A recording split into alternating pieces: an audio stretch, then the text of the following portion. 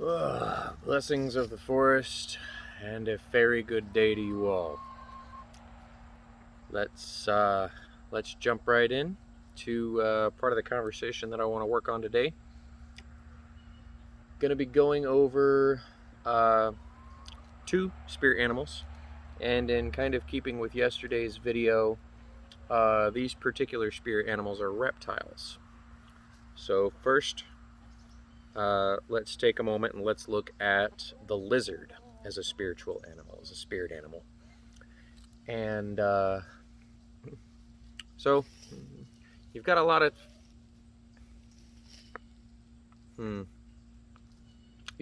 flip-flopping between your monotheistic views of lizards and your polytheistic views of lizards. And I'm going to go mostly with the polytheistic views of lizards. Monotheism's not my cup of tea, especially considering there's so much evidence that points to most monotheism actually being polytheism anyways. But that's a video for another day, another time. So the lizard. Let's look at lizards. They are typically small. Many of them are crepuscular. They kind of move. They bask through the majority of the heat of the day, and then through kind of the early morning and the late evening is when they do most of their hunting. Some of them are foragers. But there's a lot of things that we can learn from them. Lizards embody a sort of stillness. There's a stillness of body and a stillness of mind, and likely what comes with them is a stillness of spirit. So if you're getting a lot of messages in your dreams from lizards, it's entirely possible you're seeing a lot of lizards because you are too in motion. You are too in flux. You have no time to sit and introspect over everything that's going on in your head, what you've got going on in your body, what you've got going on around you. You need time to introspect. You need time to look at those things and say, hey, this is important, but why is it important? And you need to work those things out. Because if you don't work those things out, you're just moving along, chugging along. You miss out on lots of things. So stillness is an aspect of the lizard. Another important aspect of the lizard is its affiliation, and most reptiles, their affiliation with the sun. Now, whether you look at the sun as a masculine or a feminine is completely up to you. But overarching beyond like masculine and feminine, the sun represents light, life, rejuvenation, healing, growth. So there's also the possibility that working with the lizard allows you to see those particular growths, those times of growing and rejuvenating of self, and perhaps spending a little bit of time in the sun, whether that's just sitting in the sunlight reading a book, whether that's sitting in the sunlight meditating about yourself.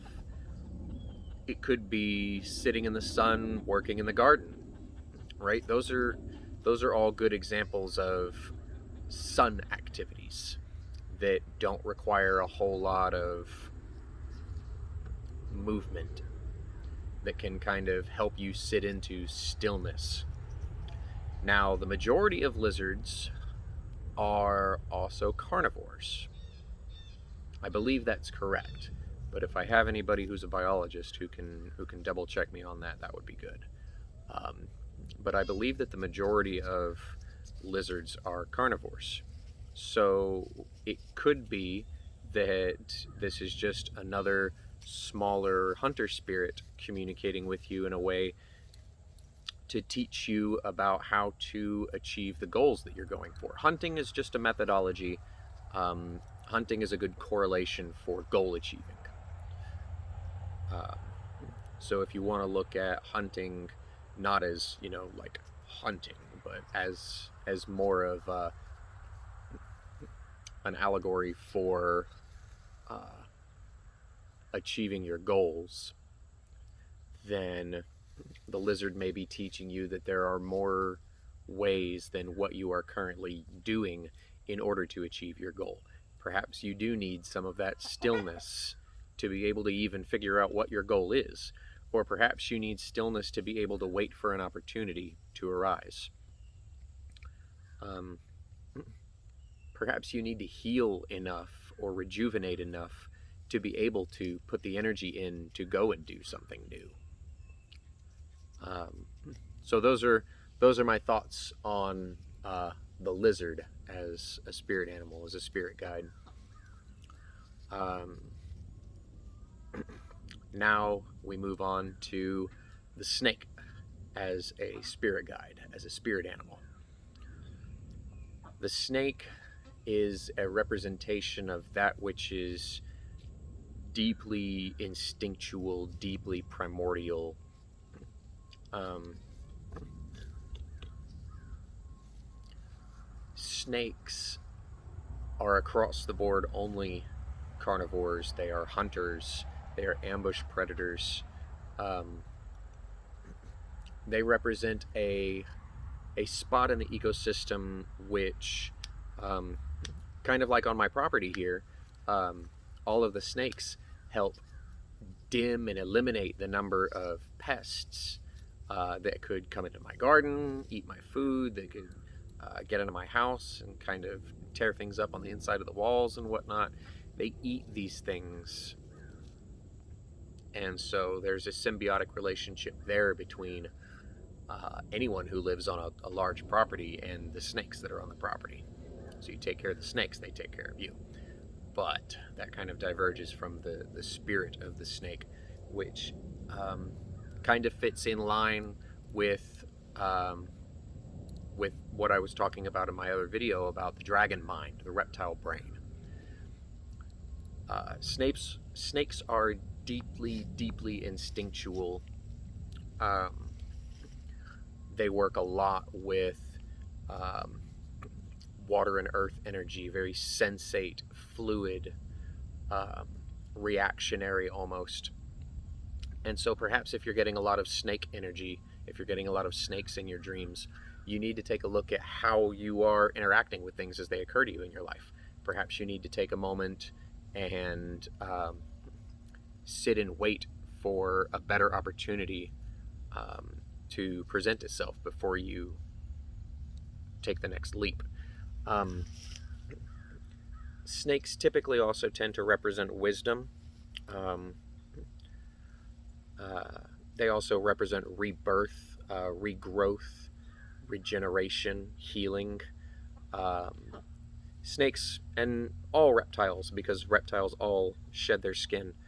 So all reptiles share this sort of similar um, regeneration, regrowth, renewal kind of feel, especially in temperate places where the reptiles will hibernate through the winter.